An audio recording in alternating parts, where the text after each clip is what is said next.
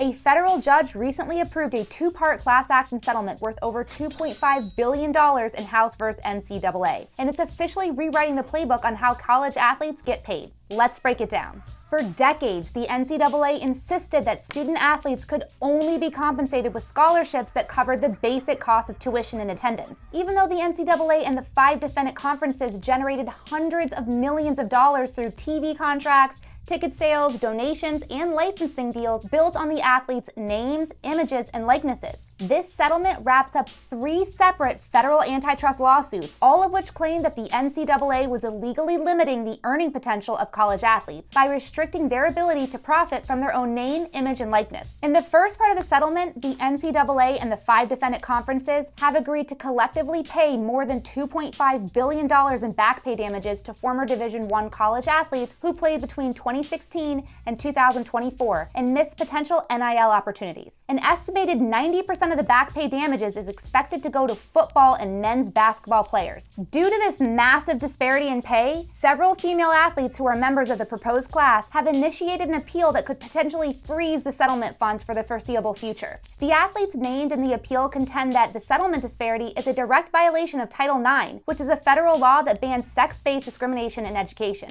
The second part of the settlement includes injunctive relief that over the next 10 years could be worth even more than the back pay damages. Starting July 1st of 2025, Division I schools will be able to pay athletes directly a $20 million initial payment cap for player compensation, or roughly 22% of the defendant conference's total annual revenue. The initial payment cap is expected to increase to $32.9 million by 2034 to 35. Schools will have the decision-making power over which players get paid and how much, but the compensation must fit under that salary cap. And instead of traditional scholarship limits, schools will now have roster limits. Schools can grant as many scholarships as they'd like, but team sizes are limited. This means that across a particular sport, team sizes are uniform. That way, no team in the conference is able to stockpile team members. Roughly half of the NCAA's 365 Division I schools are expected to jump on board, either because their conferences are named as defendants and they're required to comply with the settlement, or because they want to opt into its terms. Other schools, like those in the lower football subdivision and those without football teams, are predicted to opt out of the settlement and continue with the old school plan of paying athletes only with scholarships that cover the cost of college attendance. To make a long story short, this is the biggest shift in college sports since the NCAA was founded. The money got way too big, and players are finally getting some type of access to the billions being generated